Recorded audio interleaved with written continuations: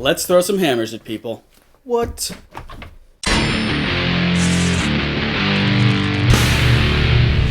Welcome to Behind the Frame, where we show you how to make props and effects from your favorite movies, TV shows, video games, and more. I'm Scott Nicewonder, and a while ago, we released a video of a guy who found Thor's hammer, and then accidentally beat up another guy with it.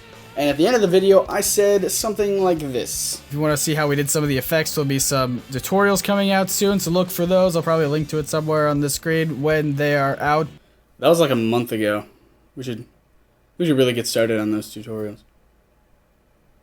The shot that we'll specifically be covering today is this one.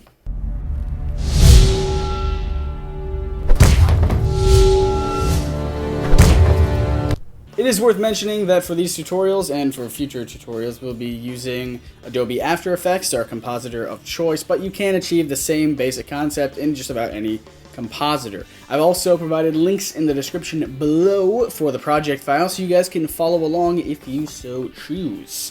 So buckle up, buckaroos, and let's do it. So for the shot of Sam throwing the hammer and then the camera kind of following it along, we just had to combine this throwing shot with this panning shot. You could, of course, just film one continuous shot if you so choose, but this method worked out better for us. First, we drop the clips into our composition and make the opacity of our pan layer to 50%. This will help us see what's underneath so we can line the clips up properly. For me, this doorway was a good point to align the clips. Bring the opacity back up to 100% and create a mask around the edge of the pan layer. Change the mask to subtract and feather the crap out of it to help it blend better.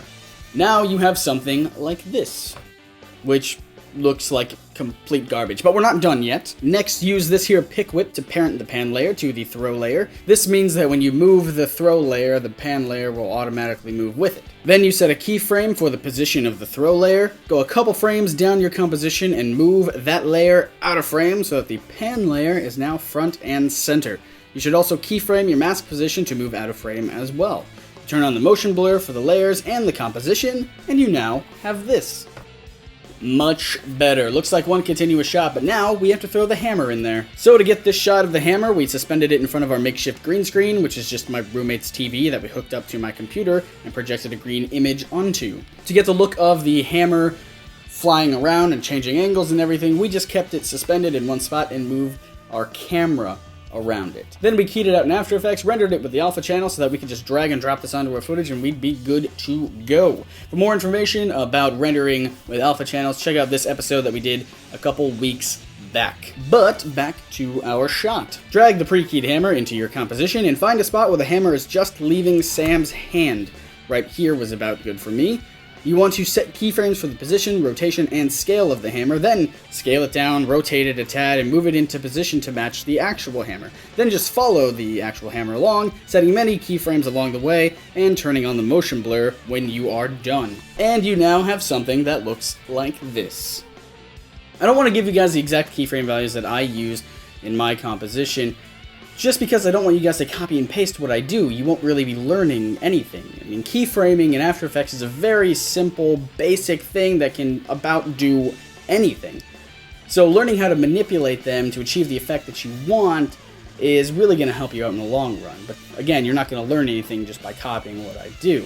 So play around with it a little bit, and who knows, it could even look better than mine. But back to our shot. One other little thing that I did to the hammer was add directional blur to simulate more motion. Lastly, we need to color correct the hammer to make it match the color of the original hammer. I just did this with a simple curves adjustment. Add a lens flare from Video Copilot's Optical Flares plugin and some sound effects of me hitting a plate with a fork, and we have our final product looking pretty good. The time where the hammer stops and turns around, we just filmed it on the green screen sideways and flipped it around in After Effects. Keyframed the position and scale to get bigger and smaller, added motion blur, and another lens flare because why not? For the times when Bryce gets hit, we just had him pretend to get hit, and I took a picture of the hammer into Photoshop and used the quick selection tool to select the hammer and mask out the background. Then I saved it as a PNG, which will make it so there's no background and just the hammer. Then I keyframed it, moving back and forth at the points when Bryce pretends to get hit. And don't forget to add motion blur because it is your friend.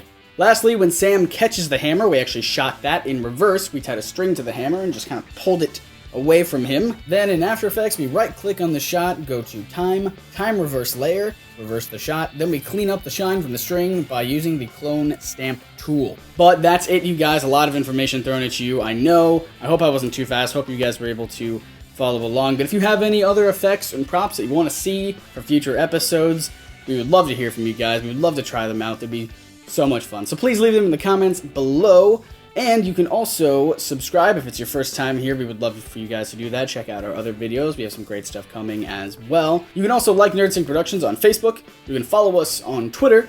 And you can even check us out on Kickstarter pretty soon. We'll be launching a campaign to raise money so we can continue to do these videos for you guys for free. We have some great rewards for you guys for your generosity as well. So look forward to that. I'm Scott Nicewonder for Behind the Frame. We will see you guys next time.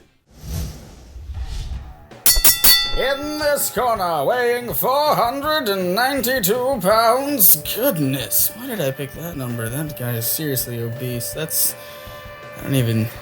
He's in no condition to wrestle, really. Is he? I don't think so. Let's not. We'll move on.